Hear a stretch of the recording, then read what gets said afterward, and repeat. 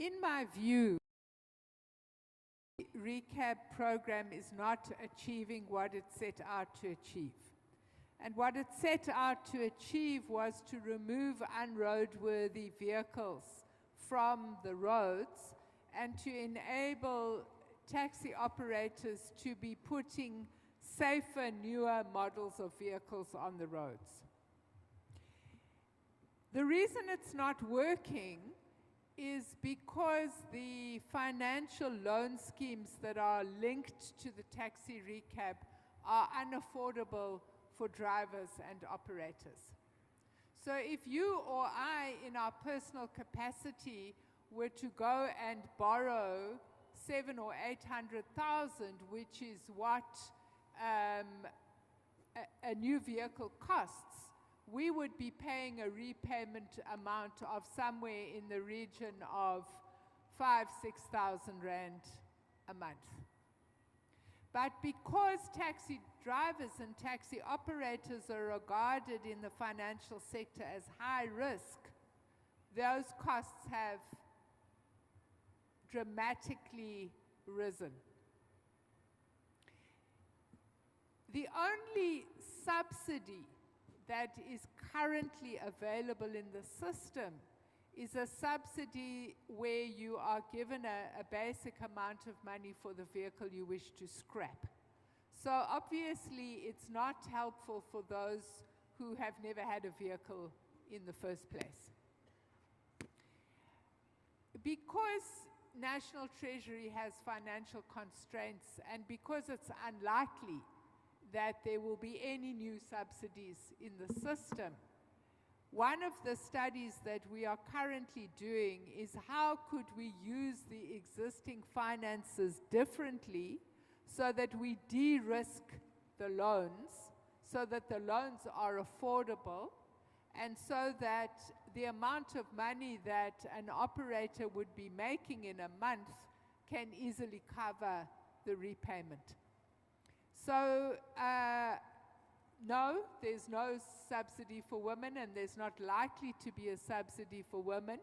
Yes, the existing system is not achieving its objectives. What can we do for all operators? We can try and look at how we use existing money to de-risk the loans so that the loans are cheaper and it's possible to make a living. And that is the work that we're undertaking. I'm also not a fan of the BRT.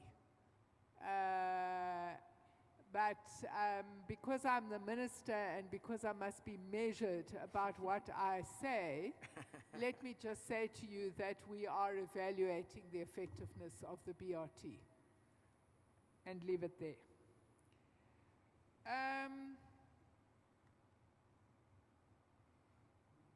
Yeah, I can't answer the issue about outsiders in the logistics sector in Carnarvon. I can't really answer that one. The whole issue of integrated public transport systems, I think, has taken a setback in recent years in my evaluation. And I think the reason it's taken a setback is that integrated public transport planning is a municipal function. And what we know is that our municipalities are struggling in executing all of their functions because they don't, in many instances, have the requisite personnel.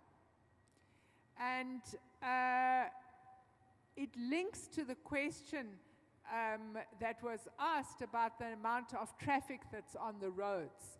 So obviously, one of our tasks as the department responsible for PRASA is to get the railway lines up and operating so that people can use rail to get to work and to school. And at the moment, although we've got 31 out of the 40 priority lines up, there are not enough trains to cover the amount of people who would want to utilize those trains. And the reason is that we haven't fixed the signaling. And if you are using a manual signaling system, which is what we're using at the moment, You can't be putting a train on every 5 minutes. You're going to have an accident. So part of the problem with regard to road congestion and with regard to integration is to fix the signaling system in PRASA, which we are doing bit by bit as we have money available.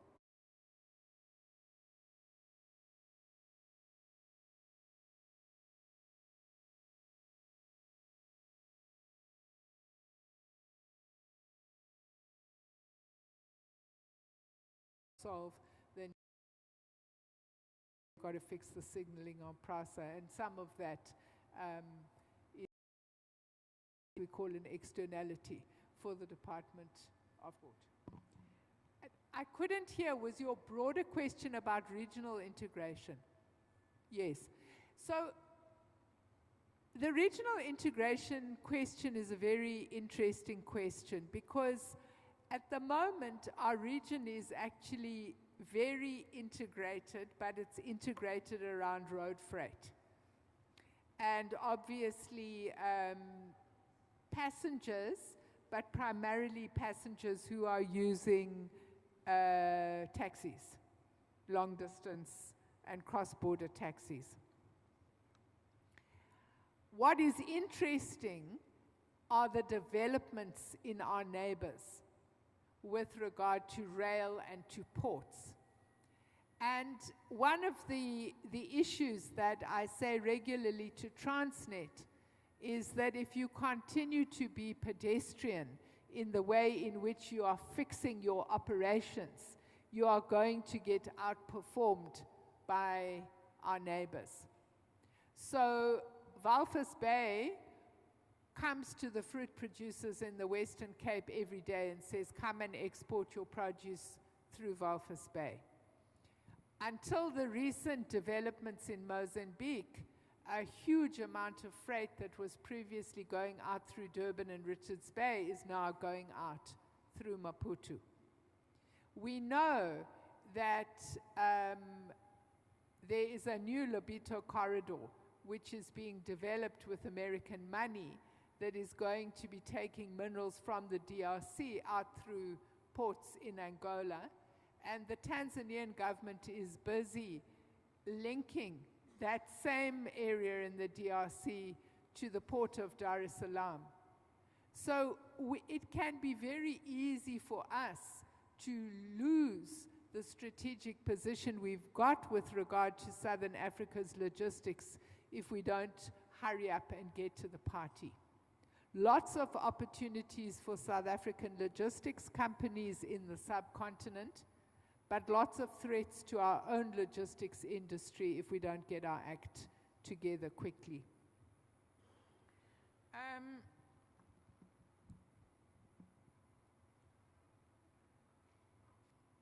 Well, the training for drivers, we did have this conversation outside. It's the current standard is the K53.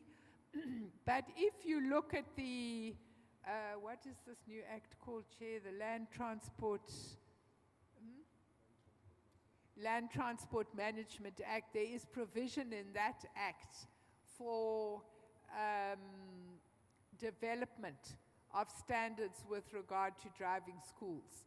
It hasn't yet been implemented, but the provision, the legal provision for controlling that is in the Land Transport Management Act.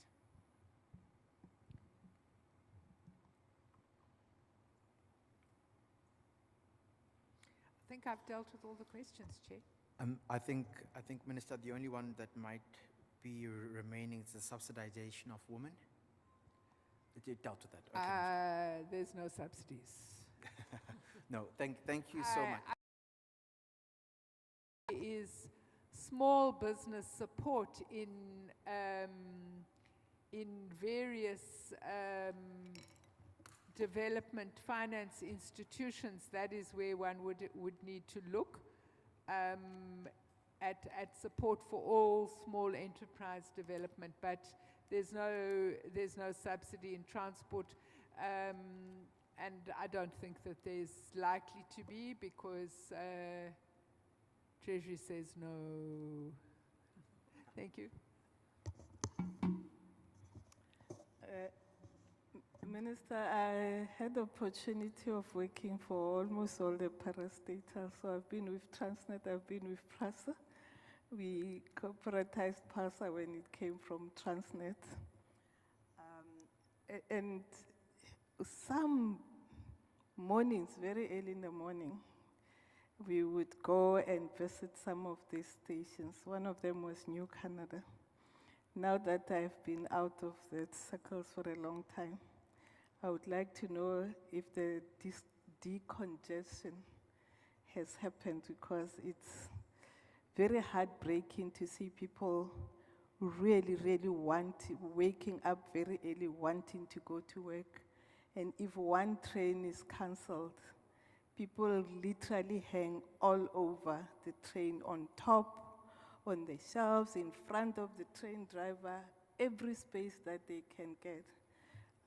Is there anything that has happened around that?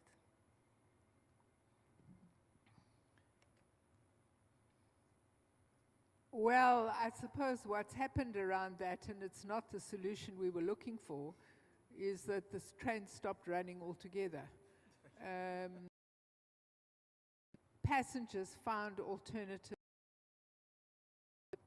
So if you look at the survey, COVID pandemic, 20% of commuters, now 3% of commuters. We have a large number of commuters who are now walking to work, not because they are fitness fanatics, but because they can't afford the type of transport that is available to them.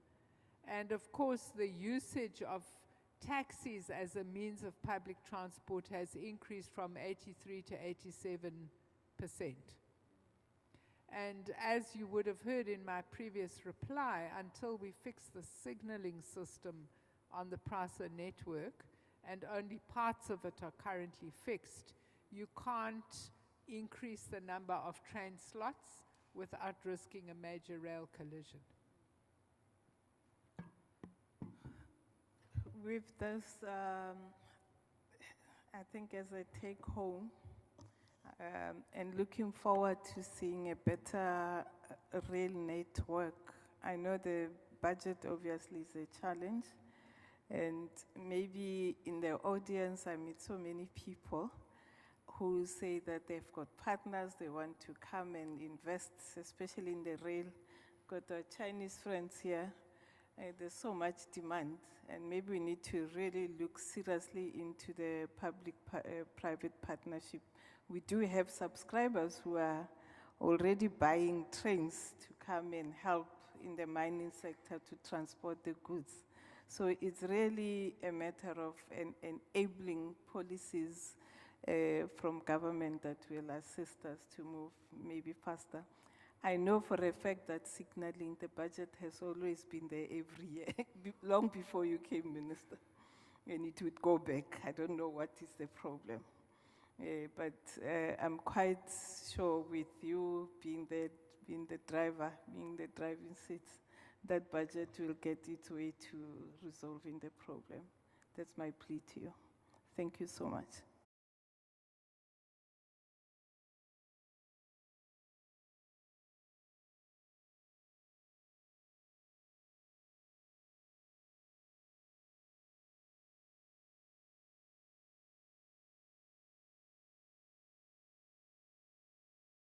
So I'm really excited about that.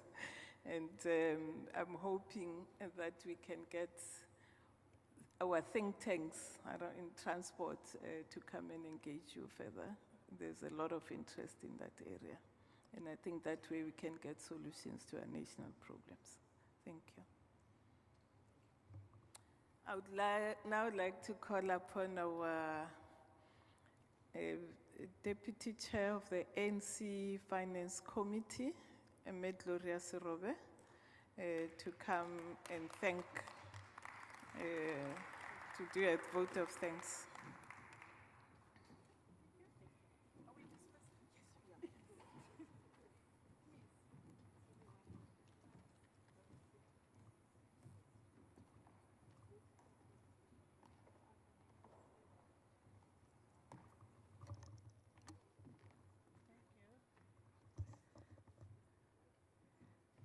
Thank you very much. I have 5 minutes to wrap up the day.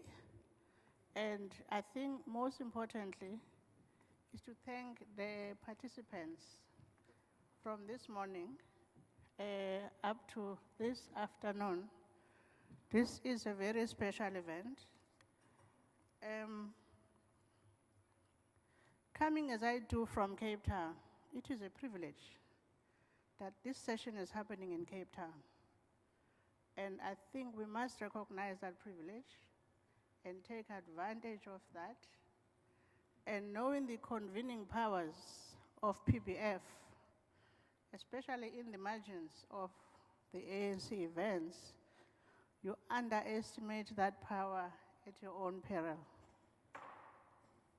I see the mayor of Cape Town gave so much airtime around the stadium, which stadium has been used in Cape Town. And so I thought that was really stupid, guys. If I was a mayor, I would have directed people to this colloquium. Because the G20 is actually an opportunity for South Africa to interact with the world. And for that, exactly what it is doing, preparing ourselves to interact with these high-powered countries, because in the end, South Africa has got to be the chosen destination for investment capital all over the world. And for that to happen, we need to know our story. And so when you have 4 or 5 ministers to take us through these critical portfolios, which is education, minerals, electricity, water, transport, you can't be more privileged than that. Mindful, of course, yes, we do say that as public representatives, we demand a lot from them, but time they do not have. And so when they do make the time, we must make use of it. And so I want to thank the ministers and the panels that actually assisted with this colloquium. G20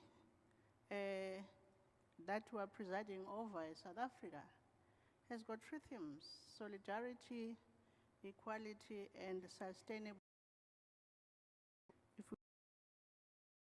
development. We must understand where we are at this point. And so when the ministers and their officials actually take us to the portfolios as we speak today, they are preparing us for those conversations. Development requires a lot of things. Capital is one of those. Partnerships is one of those. G20 brings those partners and that capital into South Africa. And it comes only once, and we must take full advantage of that as a business. We understand that very well. But as the general community, which is why I was said that instead of wasting this one airtime on the stadium about tomorrow, the mayor should have encouraged the basic person of Cape Town to actually come here and enjoy this. I'm not capable of being banned from Cape Town.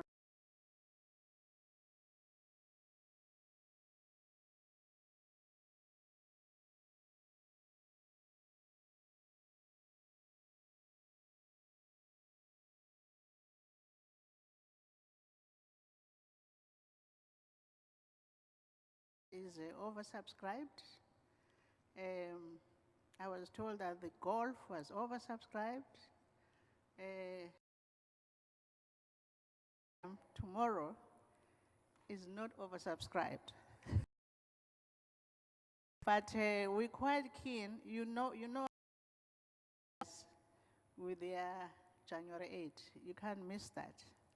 And so I look forward to seeing you tomorrow as well, as we finalize the program of the ANC. But tonight, the dinner is convened by PBF, again in the margins of an ANC event.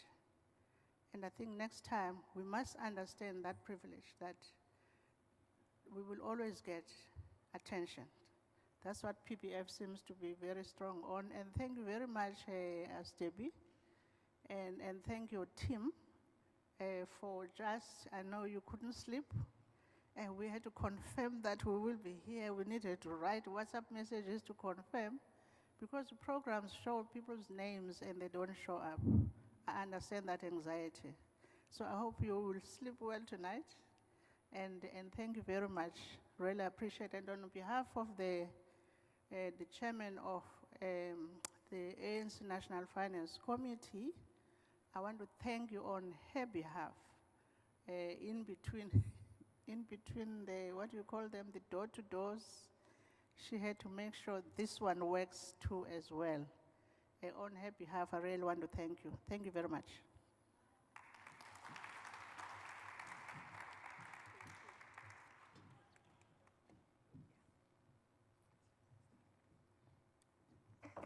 Thank you very much.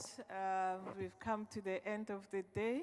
Medevi, just remain standing. Medevi is the CEO of the Progressive Citizens Forum. And can we give her a round of applause again? I don't see Lerato here. She has worked very hard. Yeah, can you, in her absence here?